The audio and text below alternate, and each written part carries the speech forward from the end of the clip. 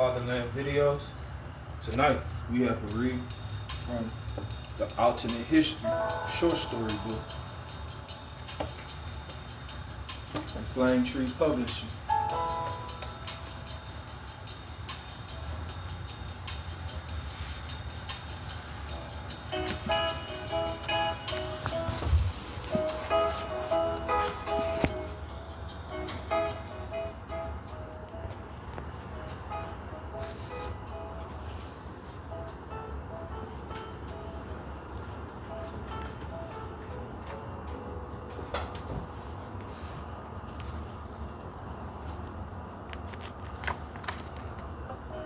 Today's book is forward by Allison Morton.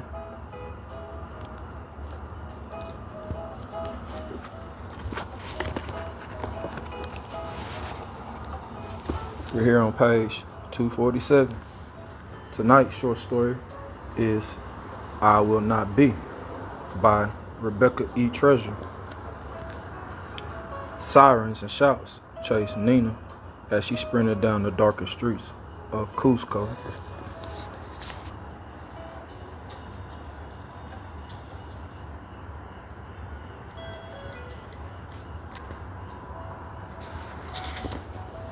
The people of the city vanished from her path.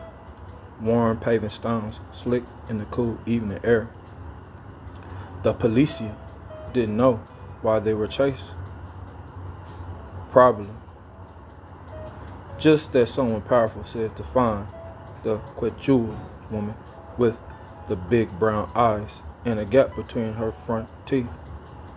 She had stolen the time travel prototype, and the Milius Pranterita Institute meant to stop her by any means.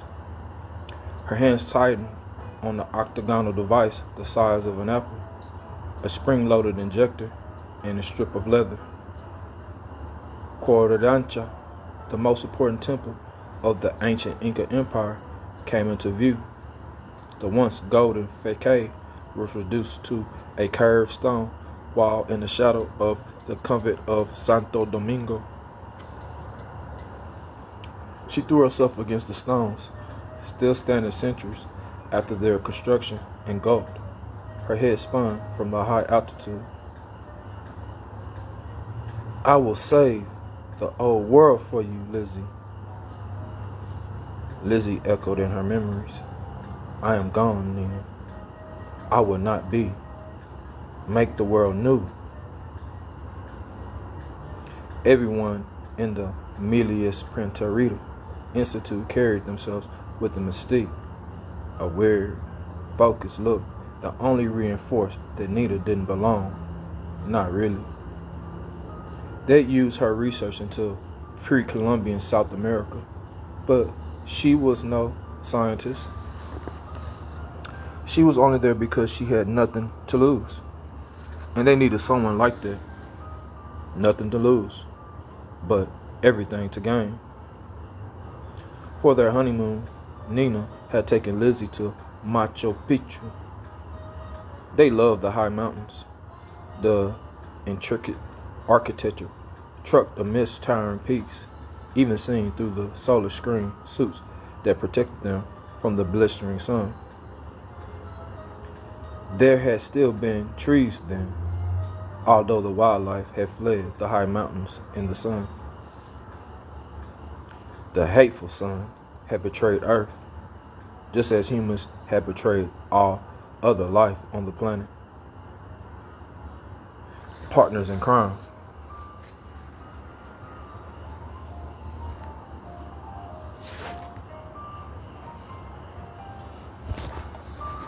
Dooming the beauty and the vibrancy of the earth to a crisp, irradiated death. The atmosphere destroyed, transformed to mere wisps by the technology and selfishness of humans who viewed the nature as their slave. The sun had seized the opportunity, scorching the surface with ultraviolet poison. The world burned. A scrawny cat dashed past, an orange shadow in the dim street lights. It too would burn. The time scientists had planned to send her back to the beginning of humanity, the Iron Age of the Fertile Crescent, to accelerate the technological and cultural development of the species. Well, Nina had a mission of her own. In that future, that reality, her extraordinary ancestors might never come to be. Nina felt her love in one life, one future, all for a sun-bright dance. She wouldn't fail Lizzie twice. Trembling now, Nina took up the leather strap and the injector. She hesitated, staring at the black viscous solution barely visible through the casing.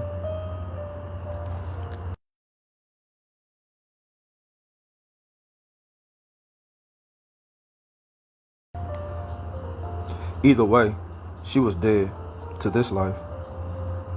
Her tight smile was a grin as the funeral bouquet she had laid on Lizzie's casket. She bit down on the leather and jammed the injector into her thigh. Molten pain clawed through her body, boiling through her muscles. She barely remembered to flip the switch on the device, set to take her to 1480. Her vision went white, then black, flickering like a strobe light.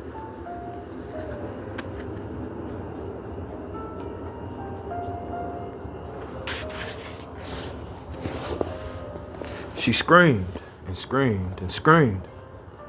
When Nina came to, her first thought was of Lizzie. Was Lizzie okay? How could I fall asleep? Lizzie needs me.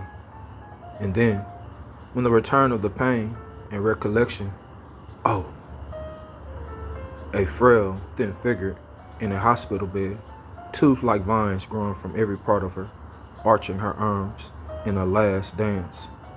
The arms falling limp to the bed, tightening the blanket over the skeletal figure beneath. Recorded a piano, still tinkling away. Rachmaninoff, of course. We should have stayed inside. Lizzie, my love. Lizzie's smile still softened Nina, even in memory. Yes, but how we danced in the sun.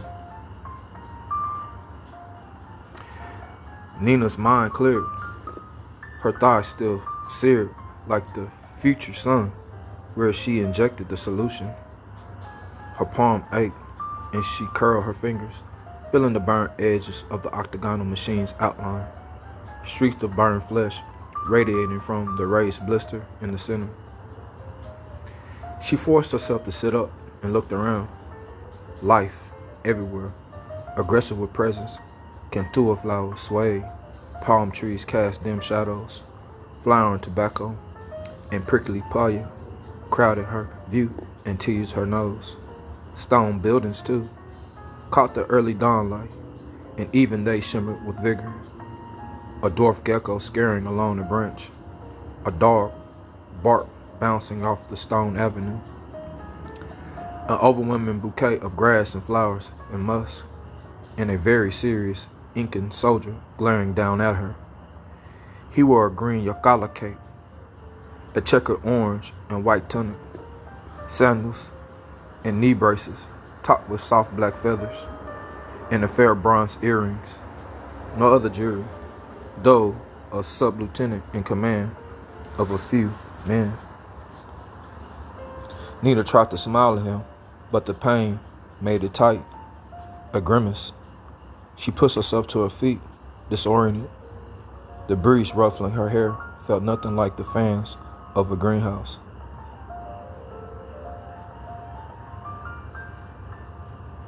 The light climbing the eastern horizon so much warmer, softer than the UV lights of home. It's so beautiful. The sky is so clear. The breeze so fresh. She glanced at the annoyed soldier. No precedent for this. Lizzie, you have no imagination.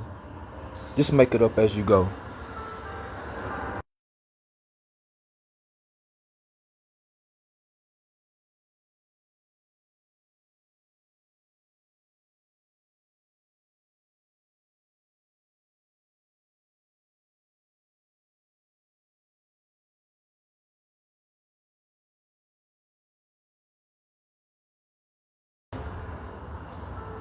Good morning.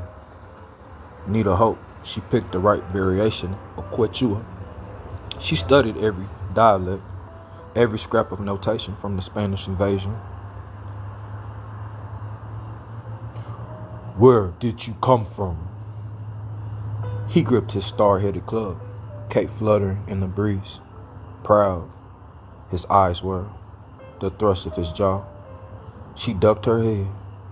Tarata, Qualosuyu province.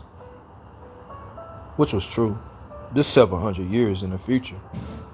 She wished she had time to visit just once and see the mountain home as nature. Indeed, verdant and alive. The time particle would kill her, and from the pain in her thigh, sooner rather than later, there wouldn't be time. The soldier scowled. You do not. He gestured at her chumpy belt, pulled tight across her waist. That pattern is unknown to me. Nina winced. She'd done her best, finding alpaca wool at the outrageous price of weaving it by hand into the closest approximation she dared. She wore bronze earrings, a headband lined with feathers, enough to command respect without standing out. A true replication might bring up too many questions she had no answer for.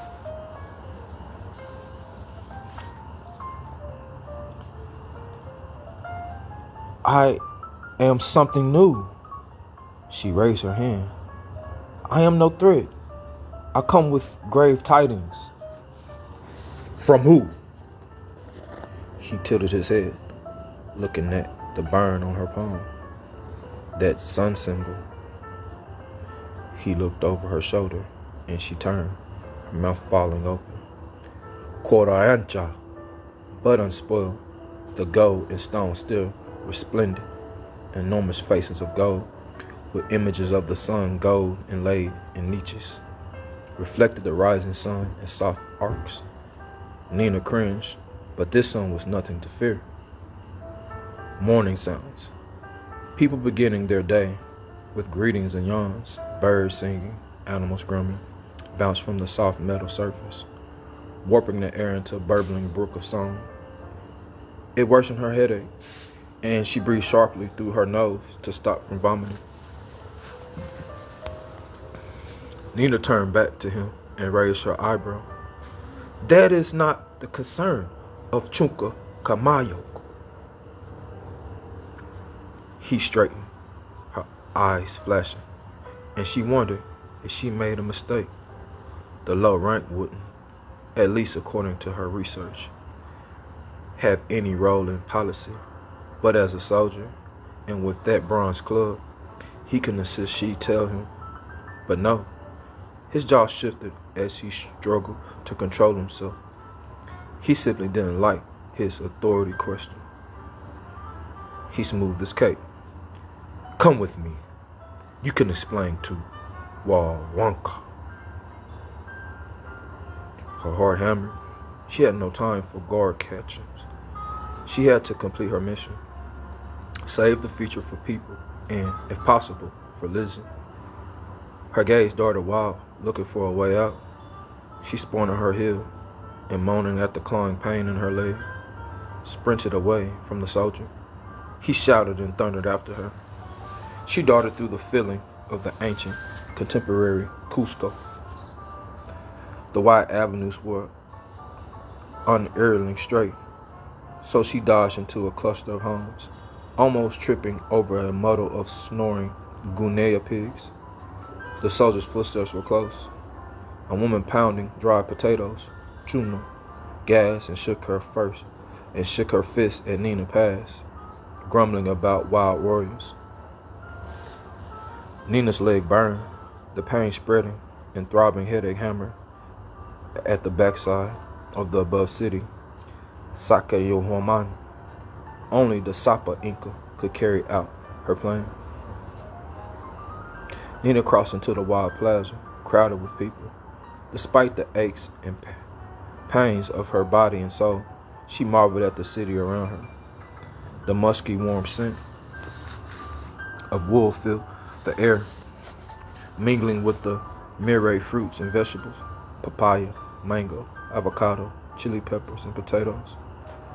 Somehow the scents were stronger in the open air than they had ever been in the shelter of a solar dome.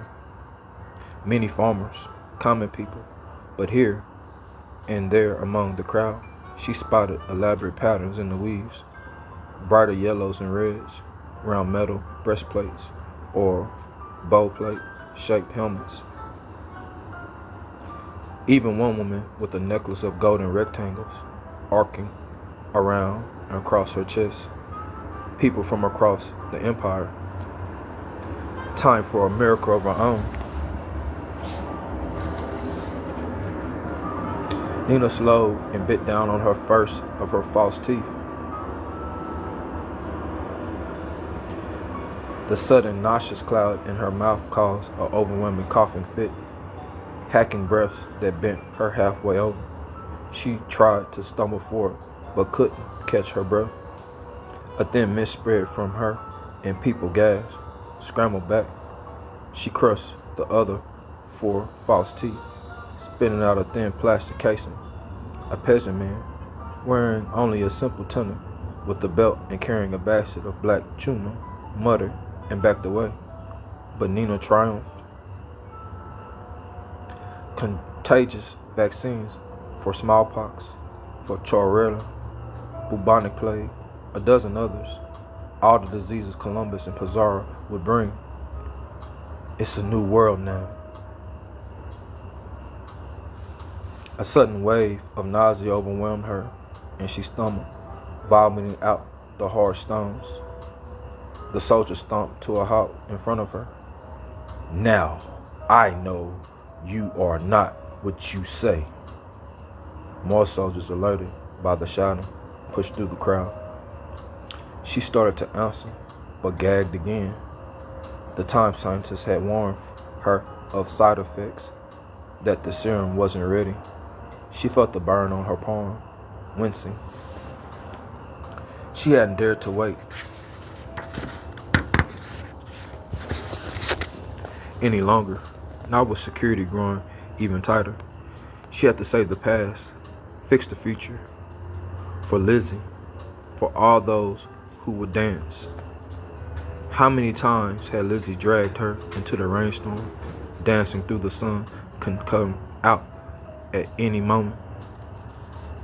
Nina would shake her head, cringing at the wet clothes, but her eyes never left Lizzie's dance. Puddles were at ballet slippers to the arched, bare feet raindrops, a symphony to her movements.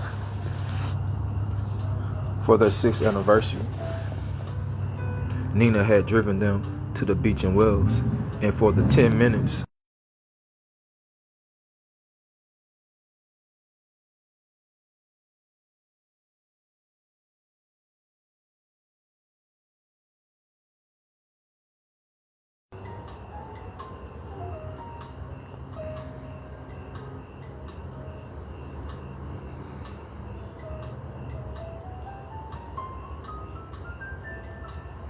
before the sunset, they danced in the sand. 6 weeks later, Lizzie got her diagnosis. She looked at the soldier. I am something new. Take me to Sakayahaman. If you are permitted to stay, you will understand. Again, his eyes flashed and his grip shifted on the club. We will go to Sakayahaman, though I do not think you will enjoy what you find there.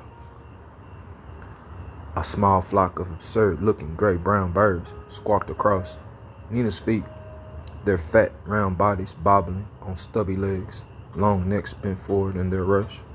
She smiled, though her chest ached at the sight of them. So many species extinct, lost forever. As the birds scrambled away, her eyes followed a distant dust cloud to a pack of animals.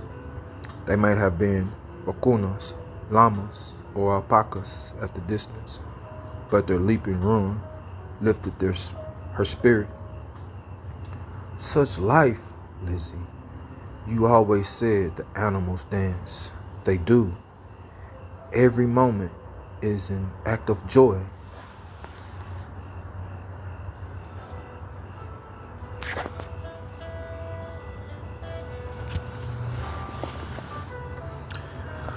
The soldier dragged Nina up a wild avenue.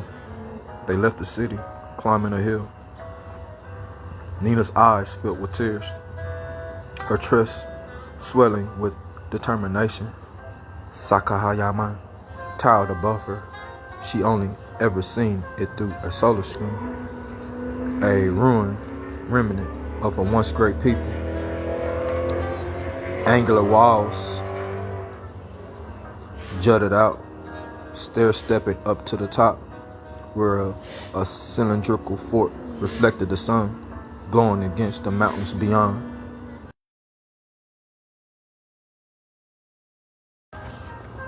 Wooden frames and earthen ramps littered the hillside, but already the intricate stones dominated the hilltop, perfectly matched and balanced in the interlocking pattern.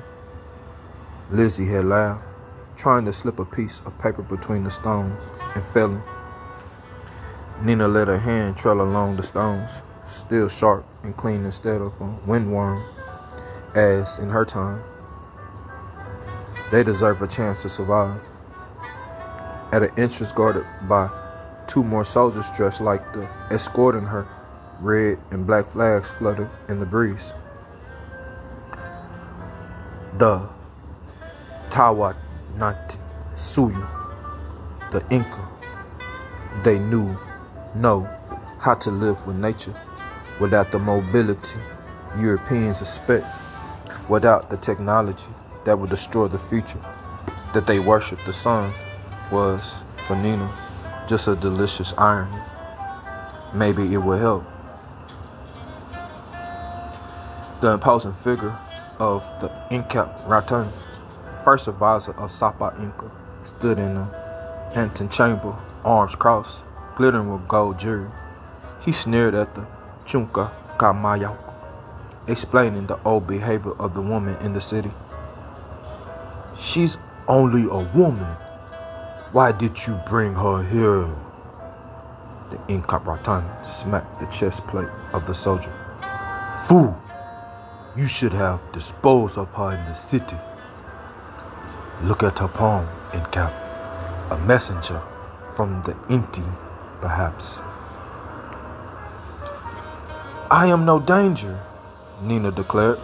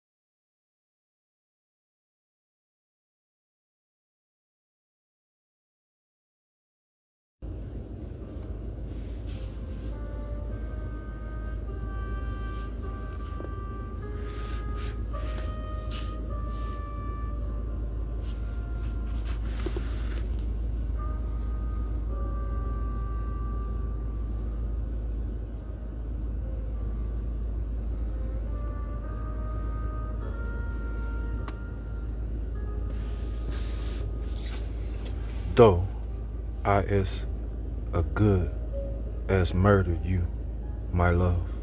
No, Nina, we danced, we lived.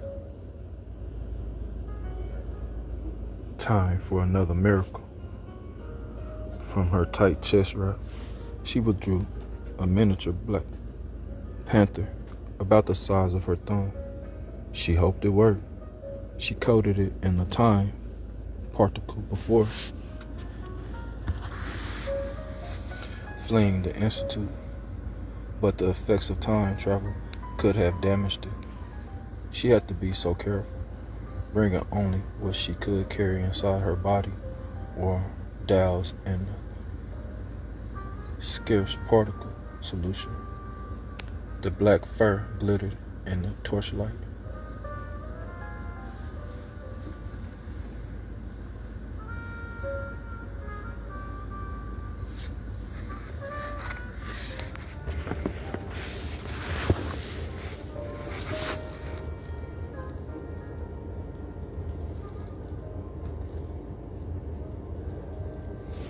Then she squeezed just above the tail, and it roared to life.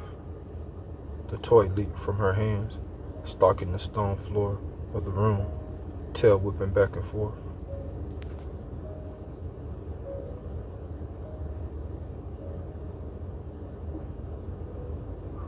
"What is this magic?"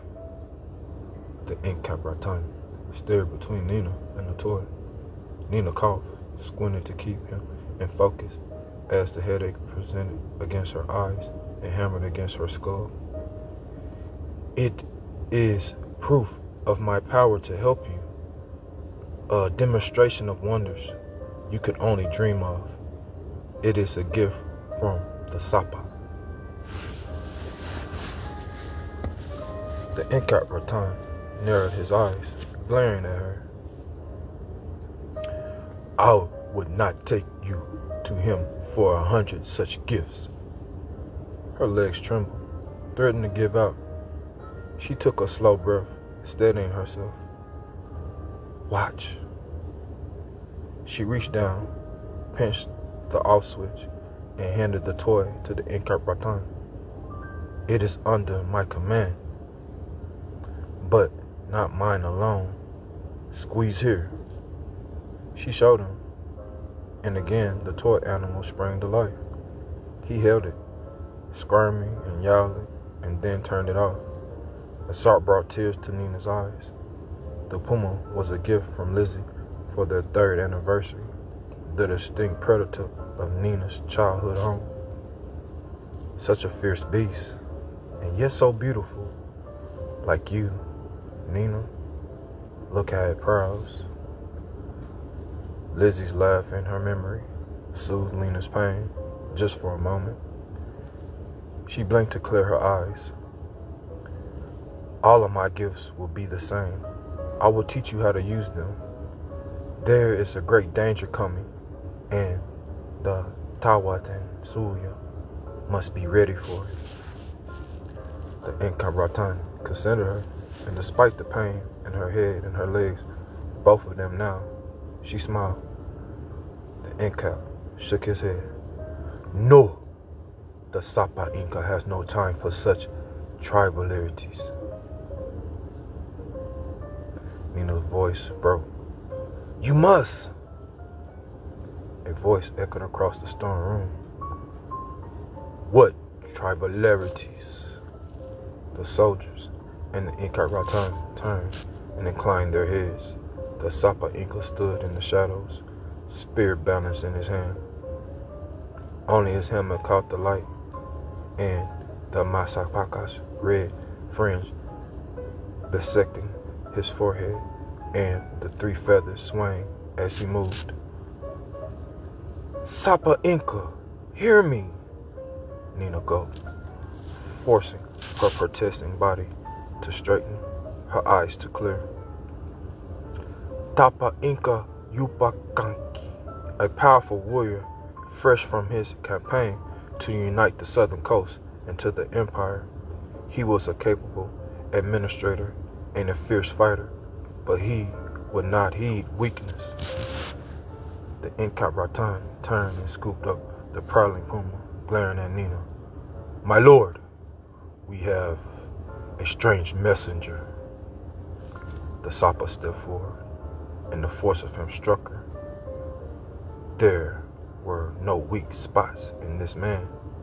everything about him, from his chest and arms, glistening with the sweat, to the steely, intellect gaze that looked her up and down with strength and cunning.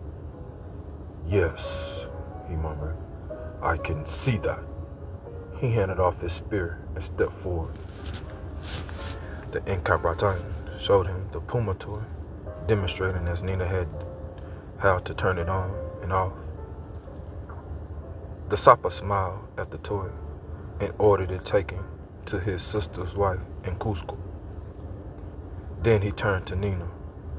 "You are not one of my subjects." Such an accent, and yet you made your way into this chamber. You argue with my Inca. You meet my gaze without fear. Explain. Nina gulped, both from the nerves and because the nausea threatened to overwhelm her. Then she bowed and said, "I bring grave tidings. You must listen to me." The room still. She did not look away from those powerful eyes, contemplative rather than angry. The burn of her palm ached. Her head swam. Her legs threatened to buckle, but she did not move. No one gave commands to the Sapa Inca.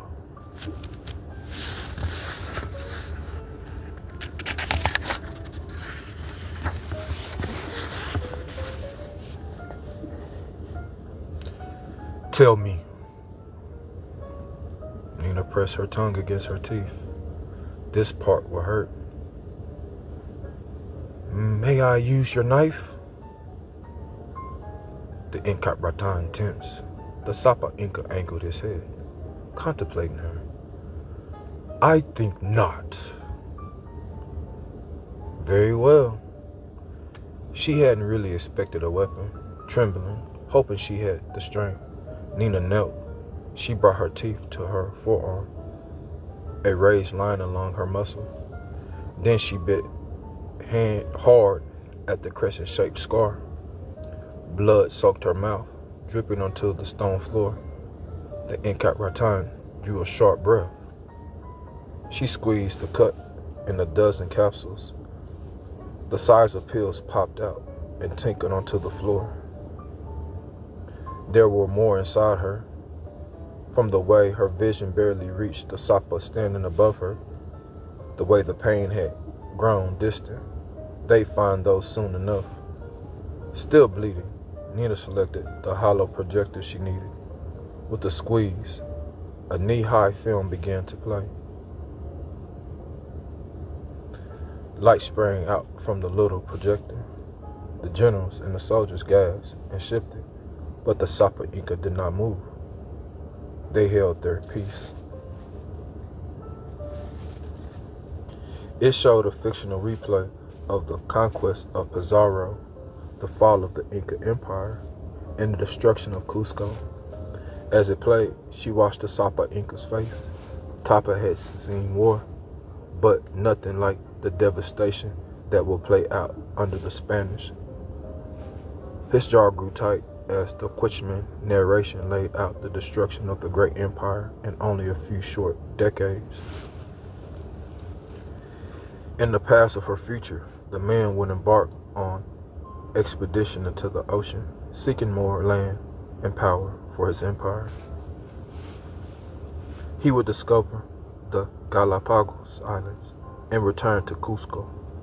She hoped to convince him to go north instead of west, to make alliances with the peoples of Central America and stop the Spanish on the beaches. When the halo faded from the stone room, our eyes turned to Sapa, who, in turn, fixed his gaze on Nina.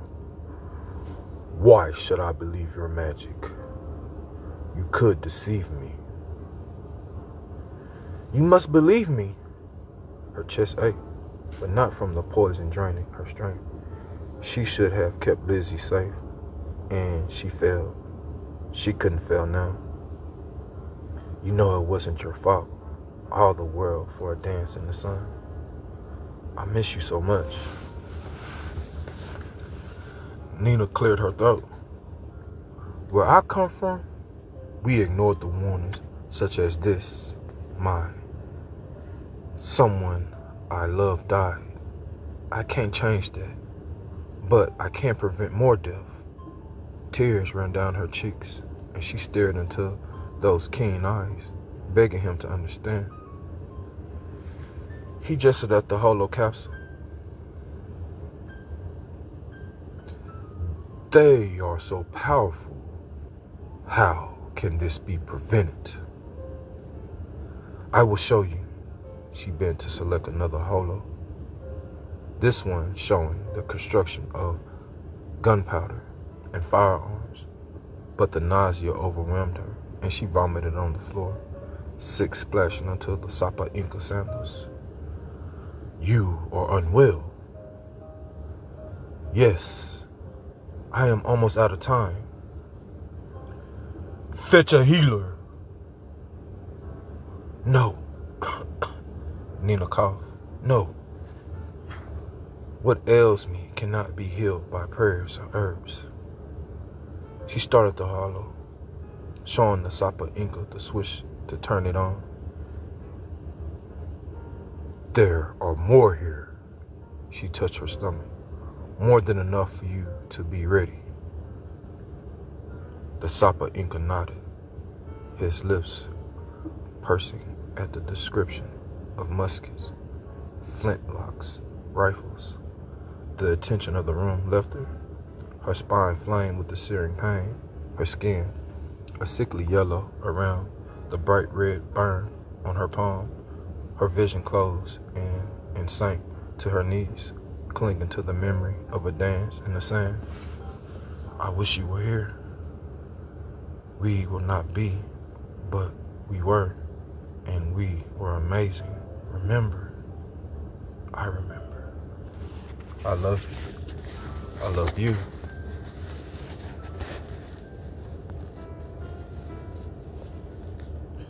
Tapa Inca Yapagui watched the three enormous ships drop their anchors and send boats towards the shore.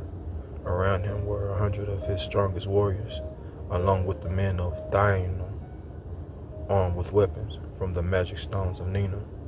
They hadn't the time or the technology, that was the word, to create more advanced weapons, but what they had would be better than the Spanish had brought. Flintlock rifles, they were called. They had better armor too, and had spent the past decade trading and allying with the most of the peoples of the mainland and islands. Under this leadership, of course, he'd grown old, nearing the end of his life. But unlike Nina, he'd had time. They were ready. The man who stamped into the sands must be Columbus. Tapa stepped out of the shade, holding his hand up from his men to wait, keeping their rifle straightened on the Spanish. Tapa smiled at the surprise of Columbus' face. Welcome to the New World. For a moment, Columbus frowned. Then he straightened, and Tapa could almost hear his thoughts. He believes his God is on his side. Fool. Tapa enjoyed the startle of fear as he addressed Christopher Columbus in Spanish. So, you have finally arrived. Excuse me? Who are you? That is unimportant. You are Christopher Columbus. No. Columbus nodded. Tapa raised his rifle. You are not welcome here. Go back to Spain. The other sailors tensed, gripping their own weapons. How? You will not attempt to land your men. You will not enslave our people. We want none of your sacrifice, God. This is the land of Inti, of Sapa Inca, and the prosperous Nina. He pointed to a pile of woven sacks.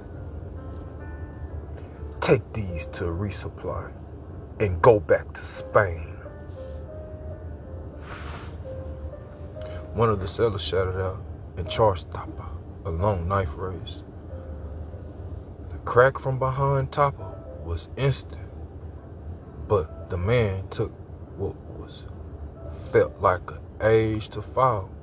The tiny hole in his neck spraying blood onto the sand. Tapa pointed his rifle to Columbus' face. Go back, Christopher Columbus, and tell your monarchs the New World is closed. The Spaniard's eyes narrowed. I will tell them. Tapa sniffed and turned away. They be back. He caressed the heel scar on his palm, an 8-sided outline with the sun in the center. Nina had given him all he needed to save the world. He left Columbus knee-deep in the tide, halfway between the old and new world.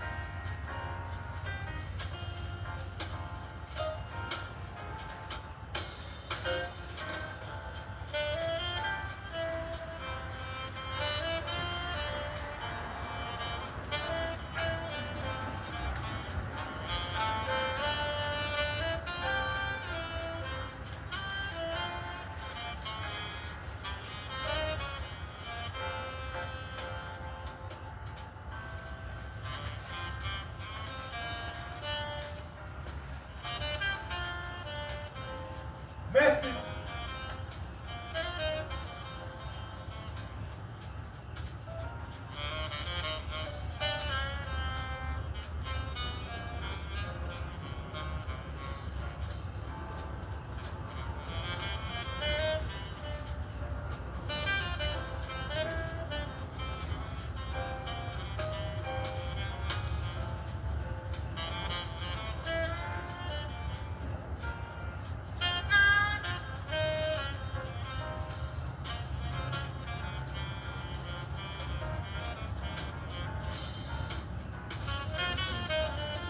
You don't know what you're doing to repeat.